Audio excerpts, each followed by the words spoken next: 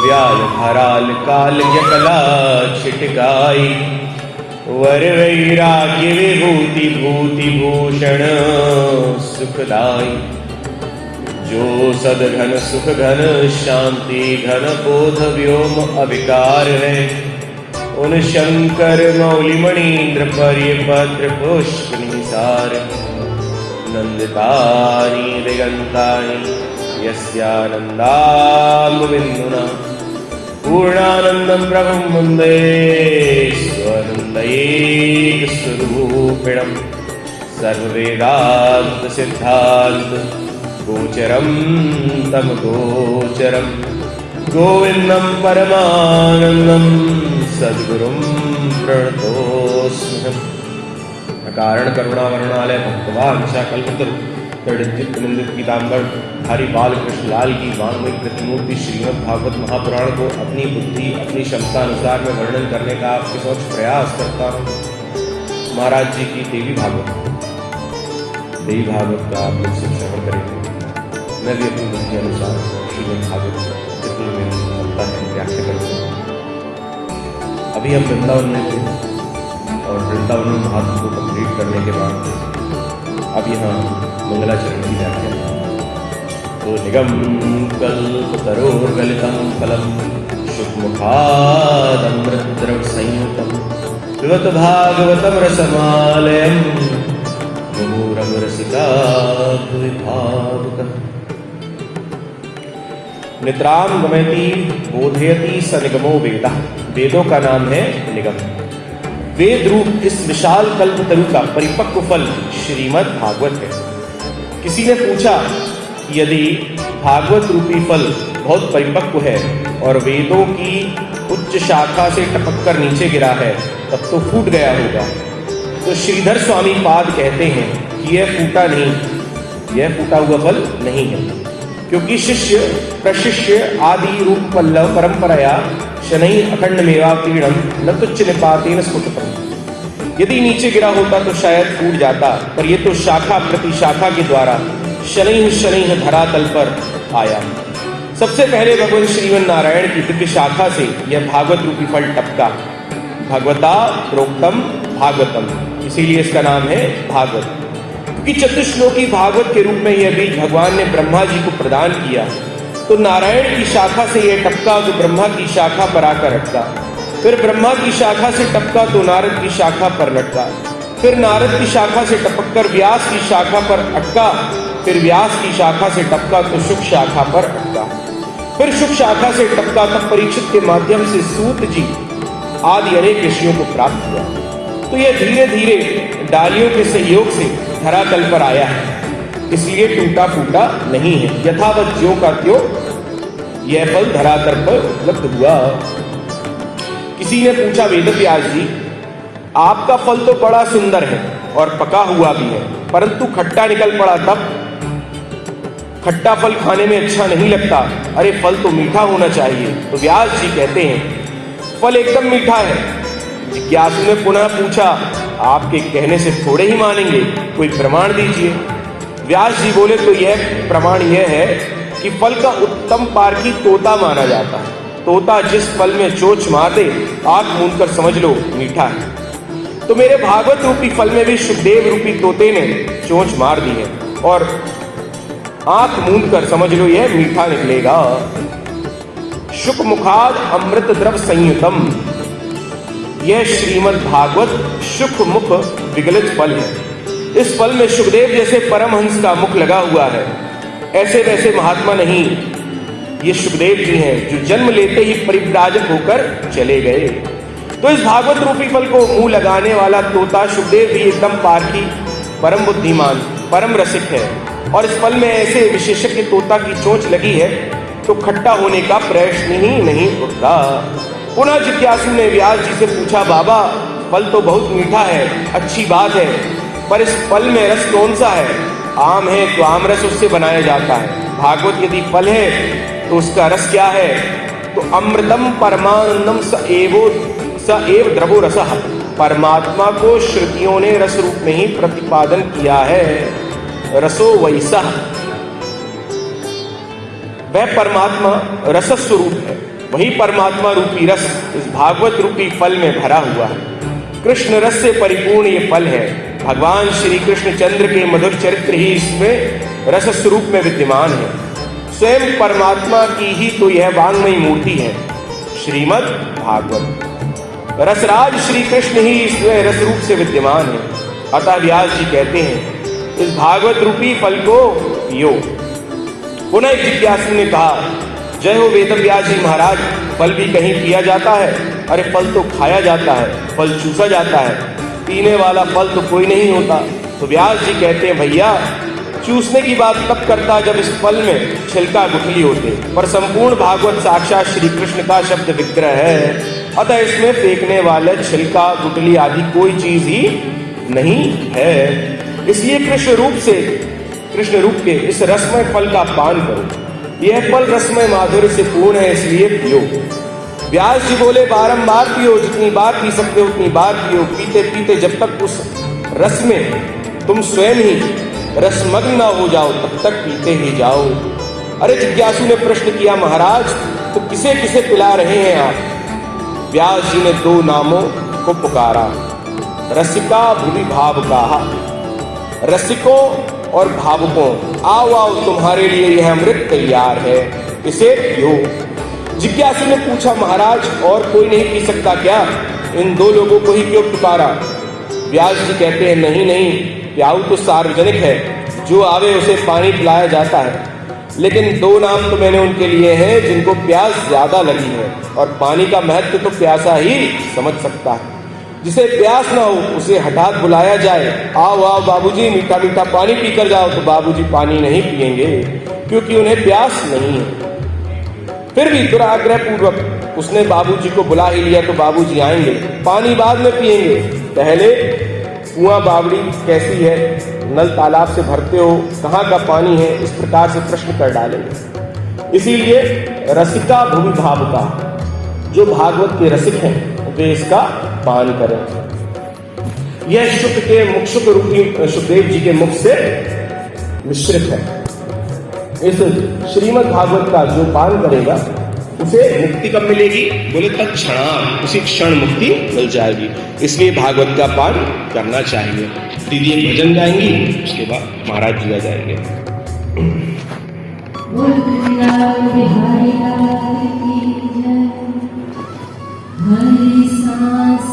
आप हमें उपदेश दे रहे हैं, इस भागवत की रचना किसने की है, कब की, कहाँ की और क्यों की?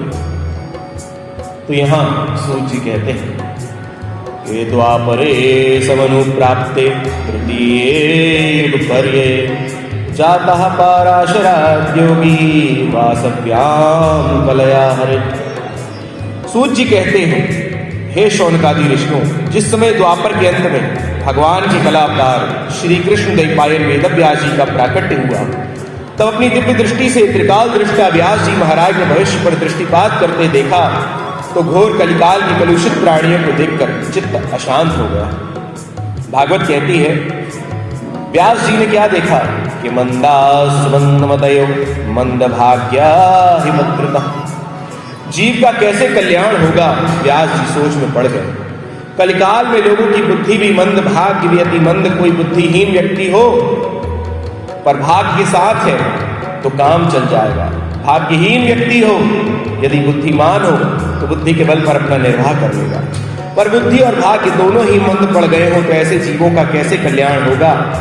यह विचार कर व्यास जी महाराज ने इन सबका ध्यान रखते हुए वेद के 4 विभाग कर दिए, ऋग्वेद, यजुर्वेद, सामवेद तथा अथर्ववेद। इस पर उनके चित्त को फिर भी शांति नहीं हुई, क्योंकि वेदों में ज्ञान का भंडार तो बहुत पड़ा है, पर वेद के ज्ञान को समझने वाला कोई नहीं। वेद की भाषा जटिल है तो उसे और सरल करने के लिए पंचम वेद महाभारत की रचना करते। जिनकी गति वैदिक ज्ञान में ना हो वह महाभारत का स्वाध्याय करके वैदिक ज्ञान प्राप्त कर सकेंगे, इसलिए महाभारत की रचना कर दी। परंतु फिर भी मन को संतोष नहीं हुआ, तब पुराणों की रचना प्रारंभ की। एक एक करके 17 पुराण लिख डाले, पर व्यास जी महाराज का मन अभी भी संतुष्ट नहीं हुआ। सोच रहे थे कि अब क्या किया जाए कि अचानक उनके कान में ध्वनि सुनाई पड़ी, नारायण नारायण नारायण श्रीमन नारायण नारायण नारायण। देवर्षि नारद अपनी वीणा पर गोविंद के गुणानुवाद गाते हुए व्यास जी के सामने प्रकट हो गए। देवर्षि नारद जी का दर्शन करते ही व्यास जी महाराज खड़े हुए और पूजयामास विधिवत नारदम सुरपूजितम। व्यास जी ने देवताओं के भी द्वारा पूजित नारद जी का सम्मान किया, उन्हें सुंदर आसन दिया, पाद्य अर्घ आचमन आदि द्वारा विधिवत पूजन किया। अतिथि पूजन करने के पश्चात जब आदर पूर्वक आसन लेकर बैठाए तब नारद जी मुस्कुराए और बोले कि पाराशर्य महाभाग भवतः कच्चिदात्मना परिदुष्यति शारीर आत्मा मानस एव। हे पाराशर नंदन, पाराशरस्यापत्यम पुमान पाराशर। पाराशर ऋषि की संतति में जो भी हुए वह सब पाराशर। तो व्यास जी को पाराशर कहकर के नारद जी ने संबोधित किया। हे पाराशर जी, आपका मुख थोड़ा मलिन सा क्यों दिख रहा? आपके धर्म कर्म सब व्यवस्थित तो चल रहे हैं। आपकी दिनचर्या में भगवत सेवा पूजा में कोई विघ्न तो उपस्थित नहीं हो रहा है। तो वेदव्यास जी कहते हैं, हे नारद जी, आपने जो भी कुछ पूछा है वह सब ठीक चल रहा है। मेरे पूजा पाठ में कहीं कोई बाधा नहीं है। मैंने जीवों के कल्याणार्थ बड़े बड़े ग्रंथों की रचना कर डाली, फिर भी न जाने क्यों मेरे चित्त को चैन नहीं पड़ता। अब भी मेरा मन संतुष्ट नहीं हो पा रहा है। अब भी मेरे हृदय में एक आह्लाद जो होना चाहिए कि मैंने समाज के लिए कुछ किया है, उससे पूर्ण संतुष्टि मेरे मन में नहीं है। और वह क्यों नहीं है ये कारण मैं स्वयं भी नहीं जानता। तो नारद जी बोले, हम बताएं। सूत जी कहते हैं, नारद उवाच। नारद जी बोले, आप कभी श्रीमद् भागवत की मूल पाठ प्रति में ध्यान दीजिएगा। इस प्रकरण में पहले केवल नारद उवाच कहा है, लेकिन अब लिख रहे हैं श्री नारद उवाच। तो अब श्री लगाया, पहले नहीं लगाया, क्योंकि पहले केवल नारद जी बोल रहे थे और अब जो बोल रहे हैं वे नारद जी तो बोलते दिखाई पड़ रहे हैं, परंतु प्रेरणा देने वाले परमात्मा। व्यास जी का मार्गदर्शन कराने के लिए नारद जी के भीतर से परमात्मा बोल रहे हैं, इसलिए श्री नारद उवाच ऐसा पाठ देखने में आता है। तो परमात्मा की प्रेरणा से नारद जी बोल रहे हैं, इसलिए यहां श्री जोड़ गया। अब स्वयं भगवान नारद जी के माध्यम से वेदव्यास जी को भागवत का उपदेश दे रहे हैं। भागवत का मतलब भगवता प्रोक्तम, भगवान ने जो कहा। भगवान ने ही ब्रह्मा जी के भीतर से नारद जी को कहा, फिर भगवान ने ही नारद जी के भीतर बैठकर व्यास जी को कहा, फिर व्यास जी के भीतर बैठकर भगवान ने ही सुखदेव जी को कहा, फिर सुखदेव जी के भीतर बैठकर भगवान ने ही परीक्षित जी को कहा। तत्रा भव भगवान व्यास पुत्रो।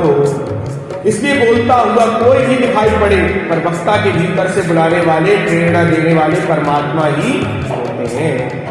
इसलिए भगवता वक्ता भगवत स्वरूप होता है। अब नारद जी के भीतर से भगवान बोल रहे हैं। नारद जी कहते हैं, हे व्यास जी, तुमने बहुत कुछ लिखा और अपनी लेखनी में बहुत चमत्कार दिखाए। कहीं कहीं पर तो आपने ऐसे व्यामिश्रित वाक्य बोले कि लोगों की बुद्धि समझने में ही चक्कर खा गई। जैसे कि एक श्लोक है, न यत् वचश्चित्र पदम हरे जगत पवित्रम गृणीत कर ही चित तत्वाय संतीर्थ मुशन्ति मानसा न यत्र हंसा निर्वंत शिक्षया। नारद जी बोलते हैं, व्यास जी, हंस मोती चुनते हैं, कौओं के साथ हंस थोड़े ही घूमेंगे। उसी प्रकार तुमने बहुत विचित्र भाषा का वैशिष्ट तो दिखाया, पर गोविंद के गुणानुवाद नहीं गाए। निष्कर्म में भगवान की प्रीति ना हो तो उस निष्काम कर्म की भी कोई शोभा नहीं होती, उस ज्ञान की कोई शोभा नहीं होती जो गोविंद से जुड़ा हुआ ना हो। इसलिए हे व्यास जी महाराज, जब तक भगवान की कीर्ति कौमुदी का विस्तार नहीं करोगे, गायन नहीं करोगे, तब तक ना तो आपको ही चैन मिलेगा, न तुम्हारी उन पूर्व कृतियों में भक्त को इतना आनंद मिलेगा। व्यास जी महाराज, मुझे देखिए, अहम पुरादीत भवे भवम मुनि दास्यास्ति कस्याश्चन वेदवादिना निरूपितो बालक एव योगिना शुश्रूषणे काव्यविदीक्षिता।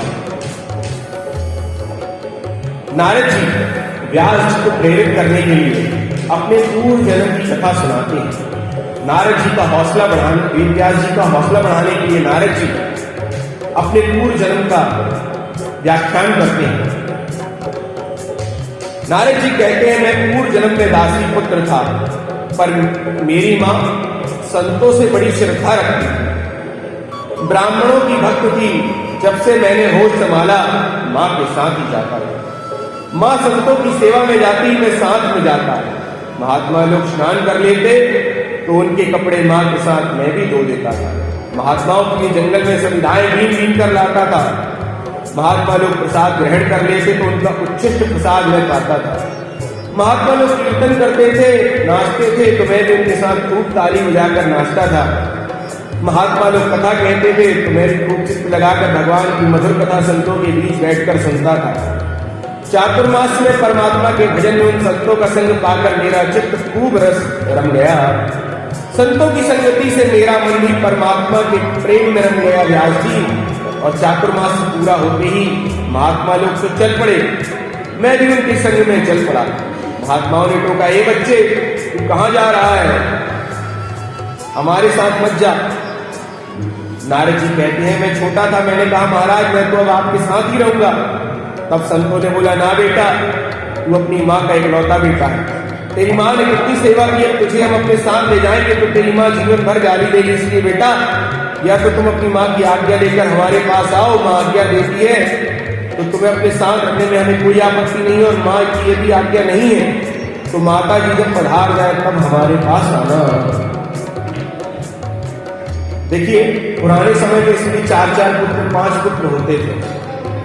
महाराज जी पंजाबी समाज में करीब 60 वर्ष से कथा कर रहे हैं, इसलिए कुछ पुराने श्रोता बताते हैं कि महाराज हम जब कथा सुनने जाते थे तो महाराज जी कहते थे एक बच्चे को अपने साथ जरूर लाया, अगर सारे ना आ सके। इसीलिए पहले 4-4 पुत्र होते थे, तो एक पुत्र जो होता था कई घरों में वो संत बन जाता था। लेकिन अब क्या है, हर घर में एक ही पुत्र है, इसलिए संत परंपरा लुप्त हो चुका है। तो जब तक माँ की सेवा करो, अभी तुम एक लौटे हो, हम तुम्हें मंत्र दिए देते हैं, घर में बैठकर ही भजन करो। नारद जी कहते हैं, हे व्यास जी, मैं जानता था कि मेरी माँ मुझे कभी घर छोड़ने की आज्ञा नहीं देने वाली, इसलिए माँ से मैंने कुछ नहीं कहा और महाराज जी से मंत्र लेकर चला आया। घर में ही बैठकर माला जपने लगा, 24 घंटे प्रेम में डूबा प्रभु की माला जपता रहता था। मेरा अन्य बालकों की तरह कोई भी खेलने में मन नहीं लगता था। संसार की बातें कभी मुझे अच्छी नहीं लगती थी, सदा हरि भजन में मस्त रहता था। मेरी माँ ने जब मेरी स्थिति देखी तो माँ को भी भय हो गया। माँ को भय होने लगा कि कहीं मैं बाबा ना बन जाऊं। उनकी धड़कन तेज हो गई। माताओं को इस बात का बहुत डर लगता है कि कहीं मेरा बेटा बाबा ना बन जाए, और कुछ बन जाए ना बन जाए इसकी उतनी चिंता नहीं करती, पर संत ना बन जाए इससे बहुत डर लगता है। थोड़ा भी तिलक चंदन और कंठी धारण की, माला लेकर भजन किया कि कलयुग के माता पिता घबरा जाते हैं। नारद जी कहते हैं, व्यास जी, मेरी माँ को मेरी चिंता होने लगी। घर में जो भी आता मेरी माँ उससे एक ही बात करती कि मेरे बेटे की अब जल्दी से शादी करवा दो। बस मेरी बुढ़ापे में एक ही इच्छा है कि झिड़क झिड़क करती घर में बहू आ जाए, मेरा बच्चा घर गृहस्थी संभाल ले तो मैं निश्चिंत हो जाऊं। नारद जी कहते हैं, जब मैंने माँ की ये बातें सुनी तो मेरी धड़कन और ज्यादा तेज हो गई। हे प्रभु, ये क्या झंझट है, अभी माँ की प्रतीक्षा कर रहा हूँ कि माता जी पधारेगी सो ही भजन करूंगा, संतों के साथ चला जाऊंगा, और कहीं शादी करके माता गुजरी तो देवी जी के पधारने की प्रतीक्षा करनी पड़ेगी। फिर तो मेरा पूरा जीवन यूं ही प्रतीक्षा करके बीत जाए। क्या करूं हे प्रभु, अब आप ही कुछ उपाय बताइए। ठाकुर जी ने ऐसी कृपा करी कि एक दिन सायंकाल का वक्त था, गैया दूने के लिए मेरी मैया जा रही थी। व्यास जी उन्हें दिखाई नहीं पड़ा और एक सर्प ने उन्हें काट लिया। सर्प ने तुरंत मेरी माँ को काटा, मेरी मैया गिर गई, मर गई। एक ने मुझे खबर करी, अरे तेरी मैया मर गई, उसे नाग ने काट लिया। मैं सुनते ही गदगद हो गया, मन में तो मैं बहुत खुश हुआ, पर ऊपर से थोड़ा मुंह लटकाकर आंसू बहाया, क्योंकि यदि ऊपर से खुश होता तो मुझे संसार के लोग खूब गाली देते कि मैया मरने की खुशी मनाता है। तो अनुग्रहम मन्यमानाः प्रातिष्ठम दिशमुत्तरम उत्तराम। भगवान का परम अनुग्रह मानकर मात्र संस्कार की ओर सीधा उत्तर दिशा की ओर में चल पड़ा।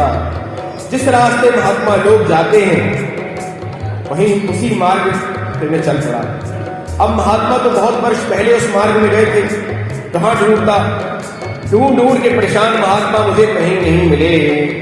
एक दिन जब चलते चलते खूब थक गया तो एक सरोवर दिखा। सरोवर में मैंने स्नान किया, पानी पीकर अपनी प्यास बुझाई। स्नात्वा पित्वा हृदय नद्या उपस्पृष्टो गतश्रवः। पानी पीकर प्यास बुझाकर जब मेरा परिश्रम दूर हो गया तो एक वृक्ष की सघन शीतल छांव में मैं बैठ गया, थोड़ा आराम कर लूं। हे प्यासी बैठ गया तो आसन जमाकर आंख बंद करके वही मंत्र जपने लगा कि थोड़ी देर ध्यान करूं, भजन करूं, फिर आगे चलूं। परंतु वह ऐसा पावन दिव्य स्थान कि मैं जैसे ही माला लेकर भजन कर रहा था कि हृदया सुनने शनि हरि, वह ऐसा पवित्र स्थान था कि जैसे ही मैंने माला लेकर ध्यान लगाया कि प्रभु हृदय में प्रकट हो गए। धीरे से भगवान की सांवली सलोनी सूरत मेरे हृदय में प्रकट हो गई और मैंने ध्यान में जो भगवान की बाकी झांकी की आभा प्रभा शोभा का दर्शन किया। हे व्यास जी, मेरे आनंद का पारावार ही नहीं रहा। मेरी साधना सफल हो गई, मैं सिद्ध हो गया, मुझे साक्षात नारायण का साक्षात्कार हो गया। मेरे आनंद का ठिकाना नहीं रहा और उस आनंद के सागर में गोता लगा रहा था कि अगले क्षण वह छवि गायब हो गई। अब मेरे को बड़ी घबराहट हुई, दिखते दिखते अचानक भगवान कहां भाग गए। मैंने फिर दोबारा आसन लगाया, फिर वही भजन किया, फिर ध्यान लगाया, लाख कोशिश की पर कुछ नहीं हुआ। अब तो मेरी विरह वेदना इतनी प्रबल हो गई कि मैं चित्कार करके रोने लगा, छाती पीटने लगा। हे प्रभु, क्या हो गया? मुझसे कौन सा दोष बन गया कि इतनी सुंदर छवि का दर्शन कराते कराते आप भाग गए। जब मैं बहुत बुरी तरह रोया तो अचानक मेरे कान में प्रभु की वाणी सुनाई गई कि अल्पकशायाम दुर्दर्शो हम तुयोगा। नारद जी छोटे से हैं, व्यास जी को अपने पूर्ण जन्म की कथा सुना रहे कि मैं बाल निकाल में रो रहा था तो मेरे कान में भगवान की वाणी पड़ी। आकाशवाणी ने कहा, हे वत्स, अभी तुम परिपक्व योगी नहीं हो, बच्चे हो। जब परिपक्व सच्चे योगी बन जाओगे तभी तुम्हें मेरा दिव्य दर्शन प्राप्त होगा। अभी तुम अनाधिकारी हो, इसी प्रकार साधना करो, फिर तुम्हें हम मिलेंगे। मैं बोला, हे प्रभु, जब मैं परिपक्व नहीं था तो आप मुझे अभी दर्शन देने क्यों आए? मैं परिपक्व हो जाता, सिद्ध कोटि में पहुंच जाता, तभी दर्शन देने आते। पर आपने जो दर्शन की छटा दिखाई और फिर जो भाग गए, अब तो मैं उसके बिना रह नहीं पाऊंगा। मैं तो उसके लिए छटपटा रहा हूं, जैसे पानी से पृथक मछली की स्थिति हो जाए। आपने तो वह स्थिति मेरी कर दी है प्रभु, मैं आपके बिना नहीं रह पाऊंगा। तभी आकाशवाणी हुई और आकाशवाणी बोलती है, भगवान बोले, हे बेटा, मैंने अपनी रूप सुधा की चटनी चटाई थी। तू बालक है, विरक्त तो हो गया, पर जब बहुत दिन हो जाएंगे कदाचित तुझे मेरे दर्शन बहुकाल तक नहीं हुआ तो तेरी बुद्धि में भ्रम उत्पन्न हो सकता है कि कहीं महात्मा लोग बचपन में मुझे ऐसे ही पागल तो नहीं बनाकर चले गए। न जाने कोई भगवान होता भी है कि नहीं। इसीलिए मेरी सत्ता के प्रति संदेह मन में ना जाग जाए, इसलिए मैंने अपनी रूप सुधा की चटनी चटाई, स्वाद का चस्का तुझे लगा दिया। इसलिए अब तू भटकेगा नहीं और इसी स्वाद में डूबकर मेरा भजन कर बेटा। इस जन्म में नहीं, अगले जन्म में तुझे मेरी प्राप्ति सुनिश्चित हो जाएगी। नारद जी कहते हैं, व्यास जी महाराज भगवान के उसी वचन पर विश्वास करके मैं जम गया। उसी वृक्ष की छांव में आंख बंद करके जो छटा मुझे दिखी थी, उसी छटा के आनंद में डूबा हुआ उसी का चिंतन करता रहा। और कुछ ही दिनों के बाद महाप्रलय हो गया। समुद्र ने अपनी सीमाओं को लांघ दिया और देखते देखते सारा संसार ही जलमग्न हो गया। सारा संसार परमात्मा के उदर में विलीन हो गया। और जब उस परमात्मा ने पुनः संसार का सृजन किया तो मुझे उस दासी पुत्र नारद को अपनी बार सृष्टि में ब्रह्मा का पुत्र बनाकर भेज दिया। व्यास जी महाराज, कहां मैं दासी का पुत्र था और कहां नारद ब्रह्मा का पुत्र हो गया। ये उन संतों के सानिध्य में भगवत संग का ही चमत्कार है। व्यास जी, चातुर्मास के संतों के संग आज मुझे भगवत रसिक बना दिया, कृष्ण दीवाना बना दिया। ब्रह्मा जी का बेटा बनकर ही मैंने उसी तत्व को पाने का प्रयास किया। जब देखो तब उसी का चिंतन और ध्यान करता रहा। संस्कार वश भजन करते करते यदि इस जन्म में ब्रह्म साक्षात्कार ना हो पाए और मेरे भाइयों अगर शरीर छूट जाए तो अगला जब जन्म होगा तो बाल्यावस्था से ही वे संस्कार तुम्हारे जागृत हो जाएंगे। जो काम पूर्व जन्म में अधूरा रह गया वह इस जन्म में फिर वहीं से प्रारंभ हो जाएगा। नारद जी कहते हैं उसी प्रकार जन्म जन्मांतरों के संस्कार फलीभूत हुए कि मैं अपने प्रभु के गुण गणों का गान करते हुए उनका भजनानुरागी बन गया और उन्हीं के गुणों का गान करते हुए नाचने लगा। नारायण प्रभु के सामने ऐसा मैं ठुमक कर नाच कर मैंने संकीर्तन किया कि प्रभु प्रसन्न हो गए और प्रभु मेरे कीर्तन पर खुश हो गए। इतने प्रसन्न हुए कि मुझे अपनी वीणा प्रदान कर दी और कहा कि बेटा इस वीणा पर मेरे गीतों का गायन करना, नाम का संकीर्तन करना और जगत में विचरण करना और मेरे नाम की महिमा का प्रचार प्रसार करना। तो हे व्यास जी, मैं नारद तभी से वीणा पर उन्हीं के गीत गाता हुआ घूम रहा। प्रभु के नाम का चमत्कार देखो कि कहाँ दासी का पुत्र था आज ब्रह्मा का पुत्र बन गया और नाम की महिमा का चमत्कार देखो कि जगत में सब जगह मेरी पूजा होने लगी। मानवों में भी मैं जाता हूं तो मुझे पूछते हैं, दानवों में कंस और रावण के घर गया वहां भी मुझे पूछते थे और देवताओं में जाता हूं वहां भी मेरी पूजा होती है। सर्वत्र मेरी पूजा होती है। ये मेरी पूजा नहीं है, वस्तुतः ये भगवान की कृपा से, मेरे प्रभु की कृपा से ही मुझे प्रभु ने जगत पूज्य बना दिया। देव दत्ताम इमाम वीणाम स्वर ब्रह्म विभूषिताम मूर्छित्वा हरिकथाम गायमानश्चरामि। मैं उन्हीं के गीत गाता घूम रहा हूं व्यास जी, इसलिए आपसे निवेदन है कि आप भी गोविंद के गुणानुवाद गाइए। फिर देखिए आपको कितना आनंद आता है और आपकी वाणी से भक्तों को कितना परम सुख होता है। प्रादेश मात्रम भवता प्रदर्शितम, गोविंद के गुणानुवादों का संकेत भर कर दिया कि अब तुम विस्तार से सुनाओ। इतना कहकर के नारद जी तो अंतर्धान हो गए। व्यास जी महाराज ने तुरंत अपनी कमी का अनुभव किया कि अभी तक मैं वक्ता बनकर सोच रहा था, अभी तक मैं एक विद्वान की तरह लिख रहा था, बोल रहा था, पर अब मैं वही लिखूंगा जो ठाकुर जी लिखाएंगे। तो भैया व्यास जी ने लिखा है पर लिखवाया भगवान ने, नारायण ने। उनकी प्रेरणा होगी तभी मैं अब अपने शब्दों को समाज के सामने प्रस्तुत करूंगा। तुरंत सरस्वती नदी में स्नान किया। स्नान करके जैसे ही व्यास जी महाराज अपने श्याम्याप्रास आश्रम में ध्यान मग्न होकर बैठे कि हृदय में भागवत की भागीरथी प्रकट होने लगी। गदगद कंठ से गोविंद के गुणानुवाद गाने लगे। व्यास जी गाते गए और गणेश जी महाराज लिखते गए। भगवत प्रेम में डूबे हुए श्री वेद व्यास जी महाराज ने एक पावन परमहंसों की संहिता प्रकट कर दी। 18,000 श्लोकों की दिव्य संहिता भागवत तैयार हो गई। अब मन में विचार आया कि अमृत किसे परोसा जाए। जब परमहंसों की कथा है तो सबसे पहले किसी परमहंस को ही सुनाया जाए। अब वेदव्यास जी ने किया है, अब ये सोच रहे हैं कि इसको किसके माध्यम से समाज में प्रकाशित करूं, ऐसा कौन है।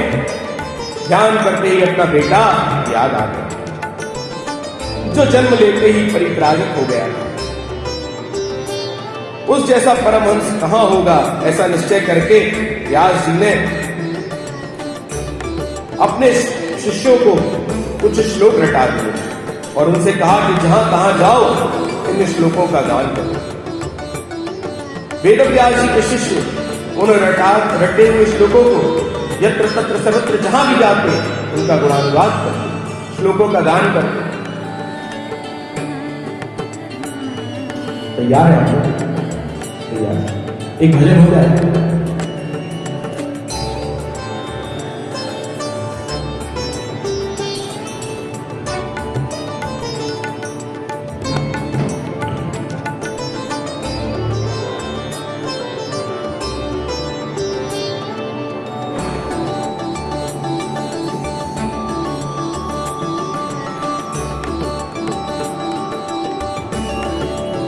शिष्यगण गाते हुए घूमने लगे जहां पर निर्गुण ब्रह्म की सत्ता में सुखदेव जी समाधिस्थ बैठे थे कि अचानक सुखदेव जी के कान में भागवत का श्लोक टकराया जो कोई गुनगुनाता हुआ शिष्य गा रहा था।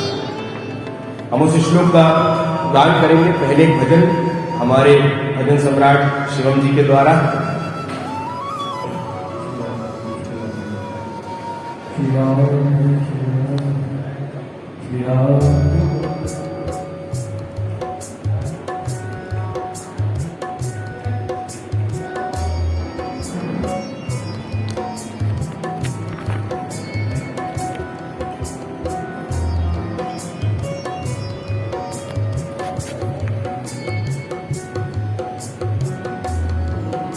नष्टम जिघांसया पायेदप्य साध्वी लेहे गतिं धात्र्युचितां ततोऽन्यं कं वा दयालुं शरणं व्रजेम।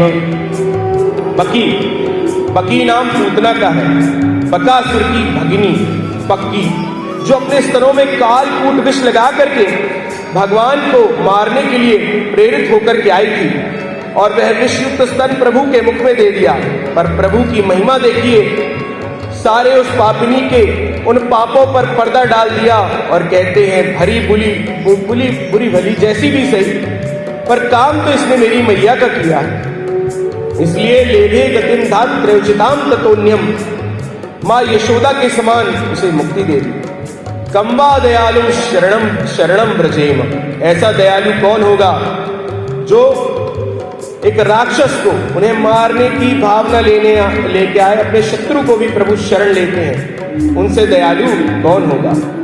तब फिर ऐसे परम कृपालु दयालु प्रभु की शरणागति स्वीकार करनी चाहिए, उनकी शरण में आना चाहिए।